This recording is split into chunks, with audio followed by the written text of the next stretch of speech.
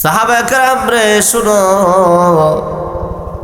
দুই আমলে মানুষ জান্নাতি হয় আর দুই আমলে মানুষ জাহান্নামী হয়। ইয়া রাসূলুল্লাহ, ইয়া হাবিবাল্লাহ,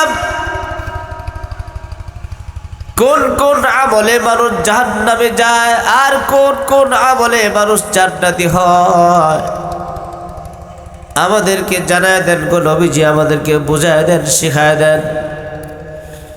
আল্লাহর হাবিব বিশ্ব নবী রাহমাতুল লিল আলামিন বলেন, আন আকসারি মা ইউদখিলুন নাসাল জান্নাহ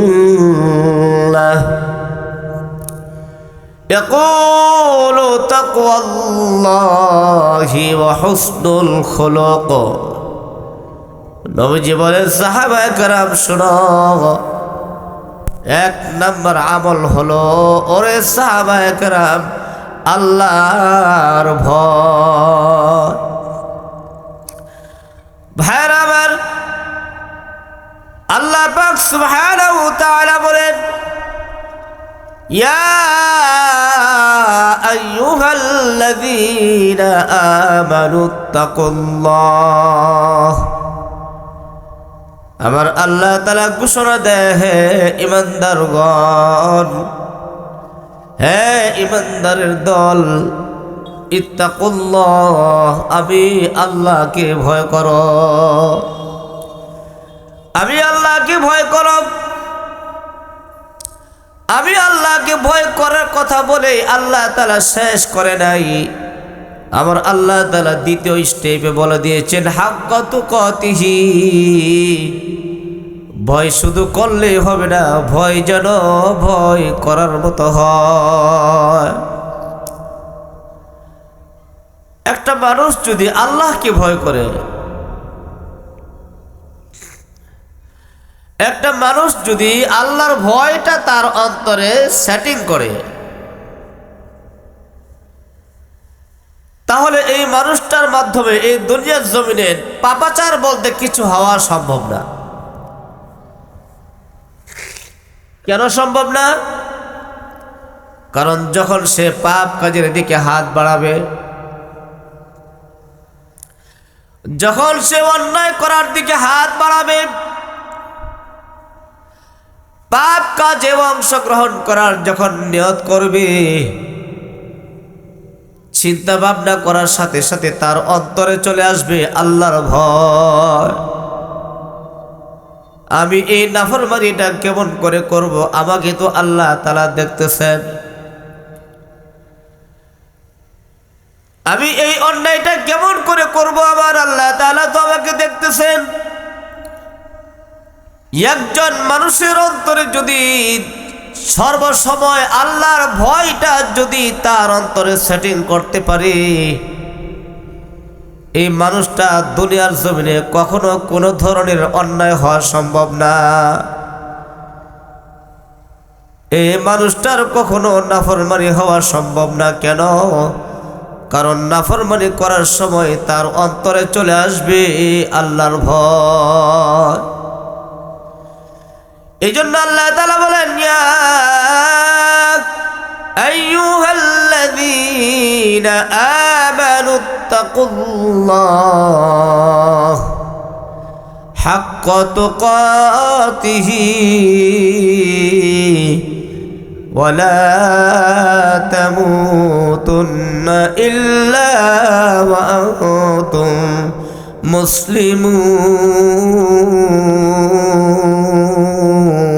মুসলিমুন। এই ইমানদারের দল, আমি আল্লাহকে ভয় করো। কেমন ভয় করবা? ভয় করার মতো ভয় করতে হবে। লা তামুতুন্না ইল্লা ওয়া আনতুম মুসলিমুন, এবং মুসলমান না হইয়া, আমার বান্দারা রে, মুসলমান না হয়ে দুনিয়ার জমিন থেকে বিদায় নিও না। এখন মুসলমান কারে কয়? মুসলমান কাকে বলে? আজকে আমরা মুসলমান, মসজিদে দেখা যায় নামাজের আজান হয়ে গেল, ফজরের নামাজের আজান মসজিদে হয়ে গেল। নিয়ম তো ছিল যখন মসজিদে আজান হবে এই মসজিদের ডানে বামে সামনে পিছনে যত পরিবার থাকবে এই পরিবারের ভিতরে যত পুরুষ লোক বাস করবে আল্লাহর আজান যখন মসজিদে পড়ে যাবে, আল্লাহর ডাক যখন মসজিদে পড়ে যাবে, আল্লাহর ডাকে সাড়া দেওয়ার জন্য এলাকার সমস্ত মুসল্লিগুলি মসজিদে গিয়ে জামাতের মাধ্যমে নামাজ পড়বে। আজকে দেখা যায় মসজিদে যখন আজান হয়, মসজিদে আজান হওয়ার পরে মসজিদগুলি ফাঁকা, 2-4 জন মুসল্লি গিয়া ফজরের নামাজ পড়ে। অথচ যদি সকল মুসলমানগুলি মসজিদে আসতো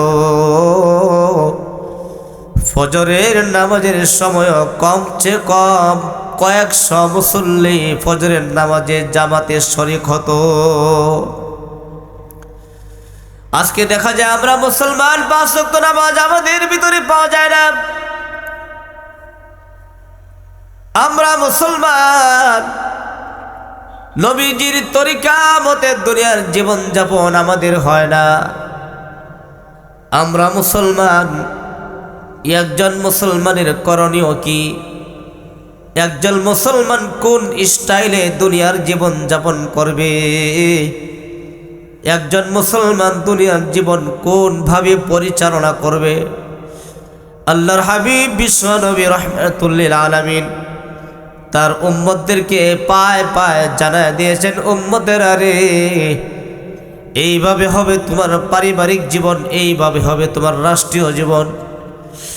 আল্লাহর হাবিব বিশ্বনবী রাহমাতুল লিল আলামিন পায়ের নখ কাটা থেকে শুরু করে শরীরের প্রত্যেকটা অঙ্গ প্রত্যঙ্গ আপনি আমি কোন স্টাইলে অঙ্গ প্রত্যঙ্গগুলি চালাবো নবীজি প্র্যাকটিক্যালি তার উম্মতদেরকে শিখায়া দিয়েছেন। সুবহানাল্লাহ। আজকে দেখা যায় নামে মুসলমান হলাম কিন্তু নবীজির তরিকা আমাদের ভিতরে পাওয়া যায় না, আল্লাহর হুকুম আমাদের ভিতরে পাওয়া যায় না, আল্লাহর আইন আমাদের ভিতরে পাওয়া যায় না। আল্লাহ তাআলা 5 ওয়াক্ত নামাজ তার বান্দার জন্য ফরজ করেছেন। এই 5 ওয়াক্ত নামাজ তার বান্দাদের জন্য ফরজ করেছেন। ওই গত যে মাস গেল রজব মাস, এই রজব মাসের মেরাজের মাধ্যমে আমরা আমাদের জন্য নবীজি 5 ওয়াক্ত নামাজ হাদিয়া নিয়ে আসলেন। ও মুসলমান, নিয়ম তো ছিল 5 ওয়াক্ত নামাজ ছিল আপনার আমার 50 ওয়াক্ত। এই 50 ওয়াক্ত নামাজ নিয়ে যখন আল্লাহর কাছ থেকে নবীজি দুনিয়ার জমিনে আগমন করবে, এমন সময় সপ্তম আসমানে ইব্রাহিম আলাইহিস সালাতু ওয়াস সালামের সাথে সাক্ষাৎ হয়ে গেল। ইব্রাহিম আলাইহিস সালাতু ওয়াস সালাম কিছু বলেন নাই, কিন্তু যখন ষষ্ঠ আসমানে চলে আসলো, ষষ্ঠ আসমানে বসা আছেন পয়গম্বর মূসা কালিমুল্লাহ। মূসা আলাইহিস সালাতু ওয়াস সালাম জিজ্ঞেস করে, ইয়া রাসূলুল্লাহ, ইয়া হাবিবাল্লাহ, আপনাকে আল্লাহ তাআলা যে শান দিয়েছেন, আপনাকে আল্লাহ তাআলা যে ইজ্জত দিয়েছেন, এমন ইজ্জত আল্লাহ অন্য কোনো পয়গম্বরকে দেয় নাই। ইয়া রাসূলুল্লাহ, ইয়া হাবিবাল্লাহ, আপনি 7 আসমান পাড়ি দিয়া সিদরাতুল মুনতাহা পর্যন্ত আপনি আগমন করেছিলেন, আল্লাহর সাথে সাক্ষাৎ করলেন, সচোখে জাহান্নাম দেখলেন, সচোখে জান্নাত দেখলেন, নিয়ামত দেখলেন। ওগো নবীজি, এত নাজ নিয়ামত দেখার পরে যখন দুনিয়ার জমিনে আপনি উম্মতের কাছে রিটার্ন ফিরে যাচ্ছেন, আমি জানতে চাচ্ছি গো নবীজি, আপনার উম্মতকে আল্লাহ তাআলা কি হাদিয়া দিল? ওগো নবীজি, আপনাকে যে শান আল্লাহ তাআলা দিয়েছেন, এই শান তো আল্লাহ কোনো পয়গম্বরকে দেয় নাই। মেরাজের মাধ্যমে 7 আসমান আপনি পাড়ি দিলেন। মেরাজের মাধ্যমে সিদরাতুল মুনতাহা পর্যন্ত আগমন করলেন। মেরাজের মাধ্যমে চোখে জাহান্নাম দেখলেন। মেরাজের মাধ্যমে গো নবীজি চোখে জান্নাতের নিয়ামত দেখলেন। কিন্তু দুনিয়ার জমিনে যখন আপনি আল্লাহর কাছ থেকে রিটার্ন ফিরে যাচ্ছেন, ওগো নবীজি জানতে মনে চায় আপনার উম্মতের জন্য আল্লাহ তাআলা কি হাদিয়া দিল। আল্লাহর হাবিব বিশ্ব নবী রাহমাতুল লিল আলামিন ছোট্ট একটা মুস্কি হাসি দিয়া কয়, মুসা পয়গম্বর, আমার উম্মতকে আল্লাহ তাআলা সন্তুষ্ট হইয়া খুশি হয়ে 1 ওয়াক্ত নয় 2 ওয়াক্ত নয়, আমার উম্মতের জন্য আল্লাহ তাআলা 50 ওয়াক্ত নামাজ হাদিয়া দিয়েছে। 50 ওয়াক্ত নামাজের কথা যখন মুসা পয়গম্বর জানতে পাইল, মুসা আলাইহিস সালাম তো কয়, সর্বনাশ হয়ে গেছে গো নবীজি। কি সর্বনাশ? আপনি হলেন শেষ জামানার পয়গম্বর, আপনি হলেন শেষ নবী। আপনার পরে আর কোন নবী আগমন করবে না। আপনার পরে আর কোন পয়গম্বর দুনিয়াতে আগমন হবে না গো নবীজি। আপনার উম্মতের জন্য 50 ওয়াক্ত নামাজ কোনোভাবেই সম্ভব না। আপনি নামাজের সংখ্যাকে কমায় নিয়ে আসেন, কারণ আপনি তো দুনিয়ার জমিনে আসছেন সবার পরে। আপনার আগে কিন্তু আমরা দুনিয়াতে আসছি নবী হইয়া, পয়গম্বর হয়ে। আমাদের উম্মত ছিল, আমার উম্মতের নামাজ ছিল মাত্র 2 ওয়াক্ত। 1 ওয়াক্ত নামাজের সময় মতো আমার উম্মতগুলি পড়ে নাই। তো আপনার উম্মতের জন্য 50 ওয়াক্ত নামাজ কোনোভাবেই সম্ভব না। আপনি এক কাজ করেন, আল্লাহর কাছে যান, আল্লাহর কাছে গিয়া নামাজের সংখ্যাটাকে কমায় নিয়ে আসে। এই যে মুসা নবীর সাথে দেখা হলো নবীজির, যদি দেখা না হতো তাহলে আমাদের 12টা বাজতো। 5 ওয়াক্ত নামাজের খবর নাই, আর 50 ওয়াক্ত নামাজ। রাসূল সাল্লাল্লাহু আলাইহি সাল্লাম চিন্তায় পড়ে গেলেন, মুসা পয়গম্বর ঠিকই তো বলেছ তুমি। আমি যাই আল্লাহর কাছে গিয়া বলি, আল্লাহ আমার উম্মত হবে শেষ জামানার উম্মত, এদের ঈমান থাকবে একেবারে দুর্বল, এদের ঈমান হবে কচু পাতার পানির মতো। সকালে ঈমান যায়, বিকালে আবার ঈমানদার হয়, মুহূর্তের ভিতরে ঈমান চলে যায়। কারণ এমন কিছু কথা উম্মতের জবান থেকে বের হয়ে যায় যে কথাগুলি বললে পরে একটা মুমিন মুসলমান ঈমানদার হতে পারে না। আমার উম্মত থাকবে শেষ নবীর উম্মত আমি, এদের ঈমানি হালত থাকবে দুর্বল, এদের ঈমানি হালত থাকবে একদম যঈফ। গো আল্লাহ, এত নামাজ আমার উম্মতের পড়া সম্ভব না, আল্লাহ নামাজকে কমায় দেন। অনেক লম্বা ইতিহাস ওদিকে আমি যাচ্ছি না। আমার আল্লাহ তাআলা নামাজের সংখ্যাকে কমাইতে শুরু করলেন। একটু একটু করে কমাতে কমাতে যখন নবী আমার 5 ওয়াক্ত নামাজের আয়সা ঠেক লেগে গেল, এমন সময় মুসা পয়গম্বর কয়, ইয়া রাসূলুল্লাহ, ইয়া হাবিবাল্লাহ, এরপরেও আমি মানতে রাজি না, এই 5 ওয়াক্ত নামাজ আপনার উম্মত সময় মতো আদায় করতে পারবে কিনা আমার সন্দেহ। আল্লাহর হাবিব বিশ্বনবী রাহমাতুল লিল আলামিন বলেন, ওগো মুসা পয়গম্বর,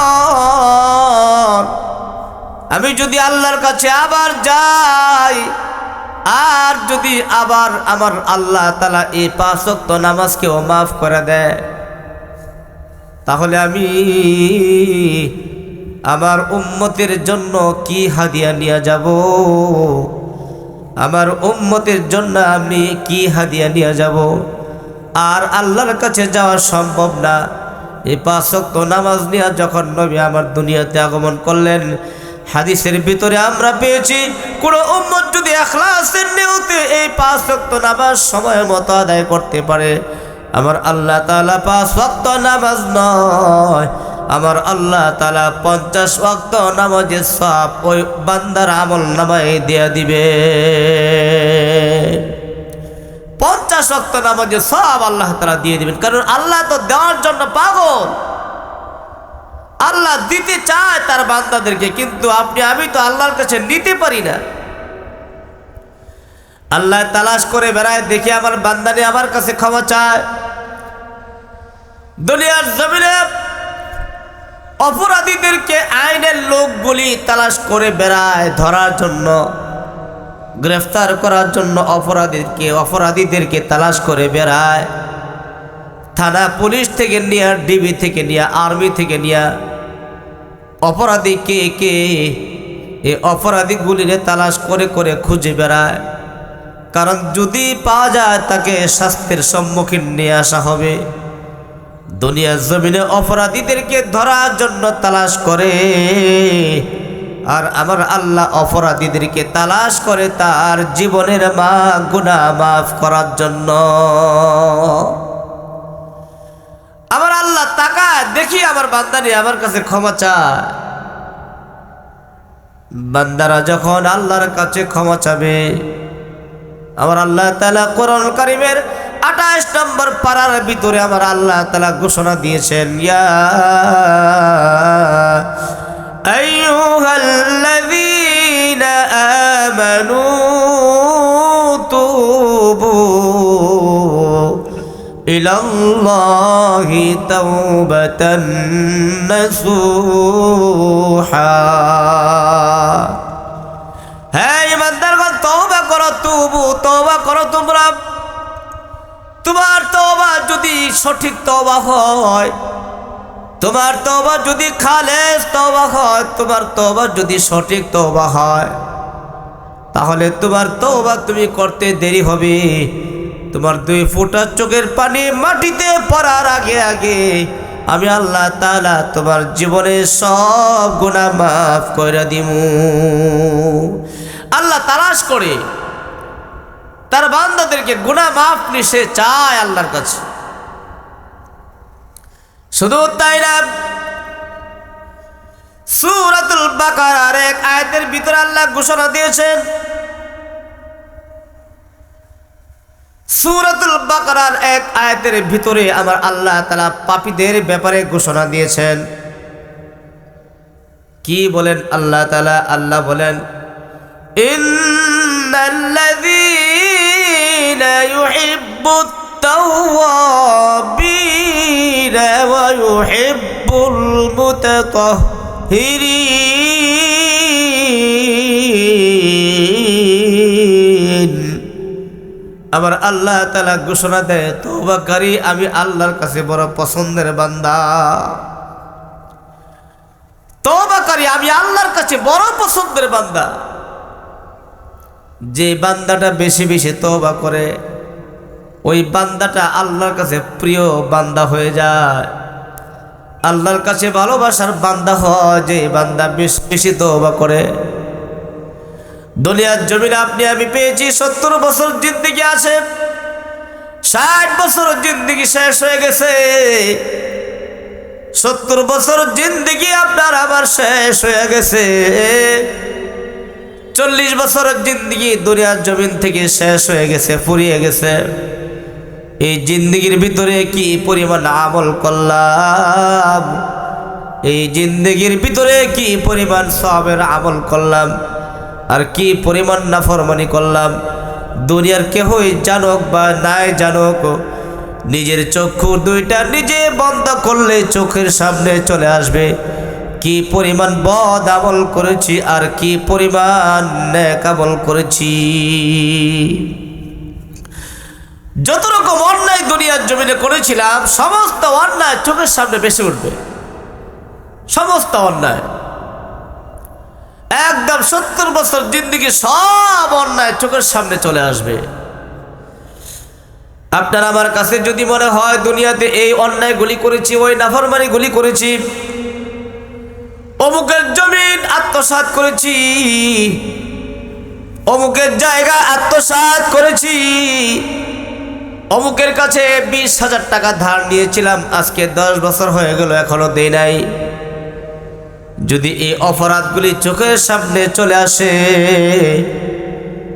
অপরাধগুলি চোখের সামনে চলে আসলে পরে তওবার 2 রাকাত নামাজ পড়ে 2টা হাত তুলে আল্লাহর কাছে বলবো, আল্লাহ তোমার আসমান তোমার জমিন ব্যবহার করেছি, আল্লাহ তোমার জমিন ব্যবহার করেছি, আল্লাহ তোমার নাজ নিয়ামত দুনিয়ার জমিনে ব্যবহার করেছি, আল্লাহ তোমার বাতাস ব্যবহার করেছি, আল্লাহ তোমার পানি নামক মাখলুকাত ব্যবহার করেছি, আল্লাহ তোমার সমস্ত নিয়ামত ব্যবহার করে আবার তোমার সাথে অন্যায় করেছি, আল্লাহ আবার তোমার সাথে নাফরমানি করেছি, আল্লাহ তওবার 2 রাকাত নামাজ পড়ে 2টা হাত তুলে যদি আল্লাহর কাছে কাকুতি বিনতি করে তওবা করতে পারি, আল্লাহ জীবনে অনেক ভুল করেছি, অনেক অন্যায় করেছি, নাফরমানি করেছি, আল্লাহ আল্লাহ তুমি মাফ করে দাও,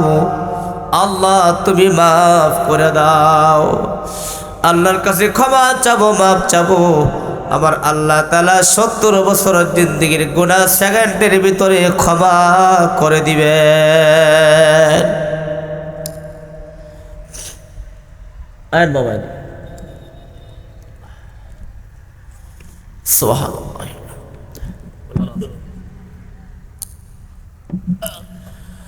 ও মুসলমান,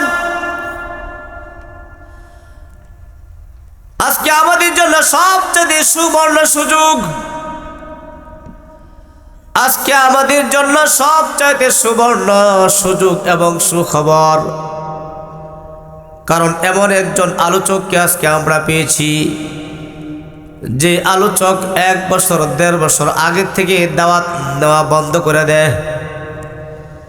আল্লামা খালেদ সাইফুল্লাহ আইয়ুবী সাহেব আজকে আমাদের প্রধান বক্তা, প্রধান আকর্ষণ, প্রধান আলোচক। তো ওনার সাথে আমরা সকলে কর্তৃপক্ষ থেকে যোগাযোগ করা হয়েছে, বাদ এশা উনি আমাদের মাঝে উপস্থিত হবেন। আমরা যারা আছি সকলে প্রস্তুতি নিয়ে আইয়ুবী সাহেবের বয়ান শোনার জন্য মাহফিলে চলে আসি। বলতেছিলাম, আমি আপনাদের সামনে যে আয়াতে কারিমা তিলাওয়াত করেছিলাম, আমার আল্লাহ তাআলা ঘোষণা দেয়, ইয়া আইয়ুহাল্লাযীনা আমানু তুবু ইলাল্লাহি তাওবাতান নাসুহা। হে ঈমানদারগণ, ও আমার ভাইয়েরা, দুনিয়ার জমিনে মানুষ হয়ে জন্মগ্রহণ করেছি, ভুল তো আমাদের হবেই, আমাদের অন্যায় হবেই, ভুল ত্রুটি বিচ্যুতি দুনিয়ার জমিনে আপনার আমার হবেই। এই ত্রুটি বিচ্যুতিগুলি আপনি আমি কিভাবে মার্জনা করব আল্লাহর কাছে? আল্লাহ তাআলা পরিষ্কার রাস্তা আপনাকে আমাকে দেখায় দিয়েছেন, কারণ আপনি আমি গুনাহ করি না, আপনাকে আমাকে গুনাহ করায়। গুনাহ তো আসলে আমরা করি না, শয়তান নামক এক দুশমন আমাদের আছে, আছে না নাই? শয়তান নামক দুশমন আমাদের আছে, গুনাহ আমাদেরকে দিয়ে করায় ফেলায়। কেন গুনাহ করায় জানেননি? আপনাকে আমাকে জাহান্নামে বানাবে এই ওয়াদাবদ্ধ শয়তান আল্লাহর সাথে। আল্লাহ পাক সুবহানাহু তাআলা আদম আলাইহিস সালামকে বানানোর পরে হুকুম করেছিল ফেরেশতাদেরকে, ও ফেরেশতারা, وإذ قال ربك للملائكة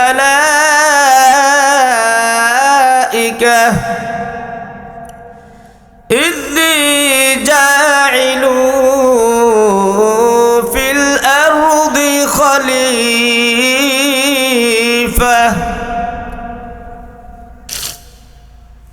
এক প্রতিনিধি দুনিয়ার জমিনে আমি পাঠাবো, বানাবো। আদমকে আল্লাহ তাআলা দুনিয়াতে বানিয়েছিলেন মাটি দিয়া। এই মাটি থেকে আদম আলাইহিস সালামকে আল্লাহ তাআলা সৃষ্টি করে যখন নাকি ফুৎকার দিলেন, রূহ ভিতরে ঢুকায় দিলেন, আল্লাহ ফেরেশতাদেরকে অর্ডার করলো, ও আমার ফেরেশতারা, আমার হাতে তৈরি আদমকে তোমরা সকলেই সিজদা করো। অনেক লম্বা ইতিহাস।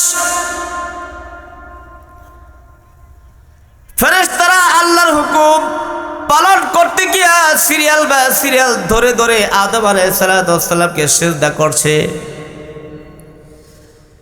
কিন্তু ফেরেশতাদের সর্দার কয়, আল্লাহ আমার তো যুক্তি ধরে না, আমি তারে কিল্লি কি সিজদা করব? আল্লাহ আমার ব্রেনে ধরে না।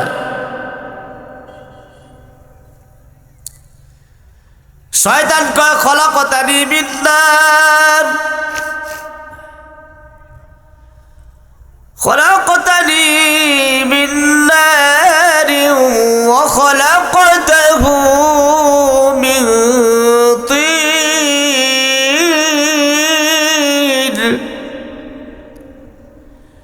শয়তান কয়, আল্লাহ আমি হলাম আগুনের তৈরি, আর আদম রে তুমি বানাইছ মাটির তৈরি, মাটি দিয়া তারে বানাইছ, আর আমারে বানাইছ আগুন দিয়া, নূর দিয়া আমারে বানাইছ, সুতরাং তার থেকে দাম তো আমার বেশি। ফেরেশতার সর্দার কি কয়, আল্লাহ হ্যাঁ থেকে তো আমি বেশি দাবি, আমি বেশি দাবি হয়ে ওরে সিজদা করব কোন যুক্তিতে? আল্লাহর সাথে যুক্তি দেখায়। আল্লাহর এক হুকুম অমান্যকারী বেশি না। অহংকার তার ভিতরে চলে আসলো, একটি হুকুম অমান্যকারী শয়তানকে লাথি মেরে আল্লাহ তাআলা রহমত থেকে বের করে দিলেন। আমি বলছি সিজদা করতে, আর তুমি আমার লাগে যুক্তি দেখাও। রহমত থেকে বের করে দিল। আদম হয়ে গেল শয়তানের দুশমন, শত্রু। শয়তান ডাক দিয়ে, আল্লাহ এই আদমের জন্য যখন তুমি আমারে জাহান্নামী বানাইলা, তাহলে এই আদম জাতিকে আমি দেখে নিব, এই আদম জাতিকে আমি জাহান্নামী বানাবো। তো এই আদম জাতিকে ধোঁকা দিতে গেলে আমার কয়েকটা স্পেশাল শক্তি দরকার। কি শক্তি তুমি চাও? শয়তান কয়, আল্লাহ আমার হায়াত দাও, দুনিয়া কিয়ামতের আগ পর্যন্ত আমার হায়াত দাও। قال أنظرني إلى يوم يبعثون।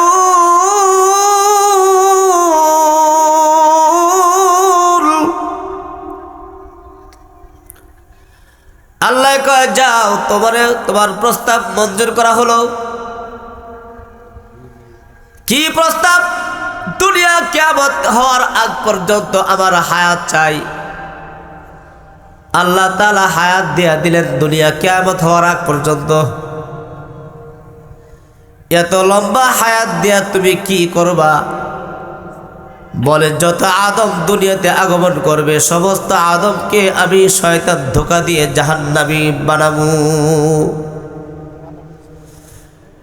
ঠিক তেমনি ভাবে আবার আল্লাহ আয়াত নাযিল করে জানায় দিয়েছেন, আমার বান্দারা তোমার ধোঁকায় পড়ে আমার বান্দাগুলি তোমার ধোঁকায় পড়ে অন্যায় যদিও করে ফেলে, আমার বান্দারা তোমার ধোঁকায় পড়ে যদি অন্যায় করে ফেলে, নাফরমানি করে ফেলে, আর অন্যায় নাফরমানির পরে যদি আমার বান্দার সঠিক জ্ঞানটা চলে আসে, আমার বান্দা যদি বুঝতে পারে আমি তো অন্যায় করে ফেলেছি, আমি তো নামাজ ছেড়ে দিয়ে বড় ভুল করে ফেলেছি, আমি তো মিথ্যা কথা বলে বড় ভুল করে ফেলেছি, আমি তো এই অন্যায় সেই অন্যায় করি করে বড় ভুল করে ফেলেছি, আমি আল্লাহর কাছে ক্ষমা চাই। আল্লাহর কাছে ক্ষমা চাবে।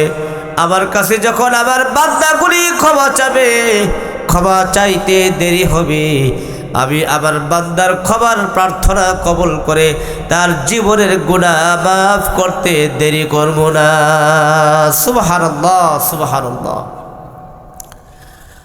আজকের এই মাহফিল, আজকের আমাদের এই মাহফিল হলো গুনাহ মাফের মাহফিল। আজকে আমাদের এই মাহফিল হলো সব অর্জন, ইনকাম করার মাহফিল। এই মাহফিলে আপনি আমি আসবো কারণ এই মাহফিলগুলিকে বেহেশতের বাগান বলে আখ্যায়িত করা হয়েছে। এই মাহফিলগুলিকে বলা হয় কোরআনের মাহফিল, এই মাহফিলগুলিকে বলা হয় হাদিসের মাহফিল, এই মাহফিলগুলিকে বলা হয় ওলামাদের মাহফিল। এই মাহফিলগুলির ভিতরে মাদ্রাসার ছাত্রদেরকে পাগড়ি দেওয়া হবে। মাদ্রাসায় যে ছাত্রগুলি কোরআনে পাক 30 পারা কোরআন মুখস্থ করে মাদ্রাসার ছাত্রগুলি হাফেজ হয়েছে, আজকে এই ছাত্রদেরকে খালেদ সাইফুল্লাহ আইয়ুবী সাহেবের মাধ্যমে ওনার হাতে হাত মেলাইয়া ছাত্রদেরকে মাথায় পাগড়ি দেওয়া হবে। একটা হাফেজের দাম কত? একটি কোরআনের হাফেজের দাম কত? আল্লাহর হাবিব বিশ্ব নবী রাহমাতুল লিল আলামিন হাদিসের মাঝখান দিয়ে জানায় দিয়েছেন, হাদিস দিয়ে জানায় দিয়েছেন একজন হাফেজ কোরআনের দাম কত। নবীজি কয় বাহু ক্বরাআল কুরআন ফাস্তাযহারাহু ফাআহাল্লা হালালাহু ওয়া হাররামা হারামাহু আদখালাহুল্লাহুল জান্নাহ ওয়া শাফাআহু ফি আশারাতিন মিন আহলি বাইতিহি কুল্লুহুম ক্বাদ ওয়াজাবাত লাহুন নার। নবীজি কয় একজন কোরআনের হাফেজ কাল কিয়ামতের ময়দানে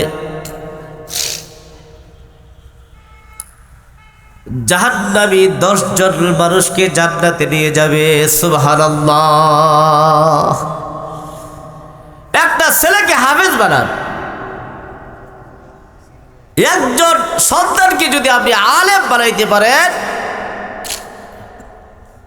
আপনার একটি সন্তানকে আপনি যদি হাফিজ কোরআন বানাইতে পারেন, এক নাম্বার লাভ হলো এই সন্তানের থেকে দামি সন্তান এই জমিনের উপরে আর কেউ নাই। এটা আমাদের কথা নয়, রাসূল সাল্লাল্লাহু আলাইহি ওয়াসাল্লাম বলে দিয়েছেন যে কোরআন পড়ে এবং পড়ায়,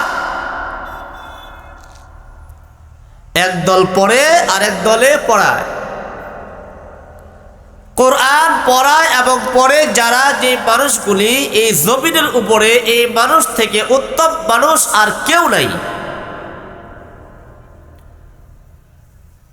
কিভাবে উত্তম? এই দুনিয়ার জমিনে উত্তম, আখিরাতে উত্তম। দুনিয়ার জমিনে কেমনে উত্তম? দেখেন আজকে কোরআনের জ্ঞান অর্জন করার জন্য, কোরআন হাদিসের জ্ঞান অর্জন করেছেন আল্লামা খালেদ সাইফুল্লাহ আইয়ুবী সাহেব। আজকে হাদিস কোরআনের জ্ঞান তার ভিতরে আছে বলে সারা বাংলাদেশ তাকে নিয়ে টানাটানি। হাজার হাজার দাওয়াত যায় ওনাদের কাছে। কোন কারণে? একমাত্র আল্লাহর কোরআন এবং হাদিসের জ্ঞান তাদের বডিতে সেটিং করেছে।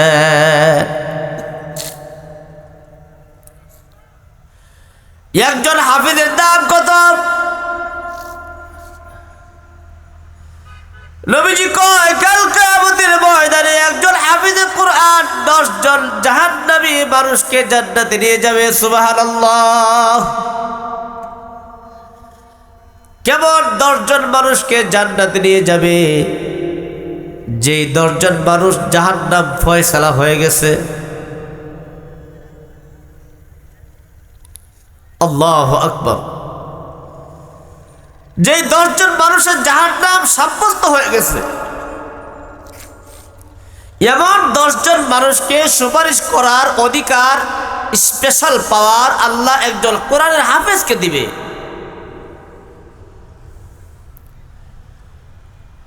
হাফেজে কোরআন যদি কাল কিয়ামতের ময়দানে দেখে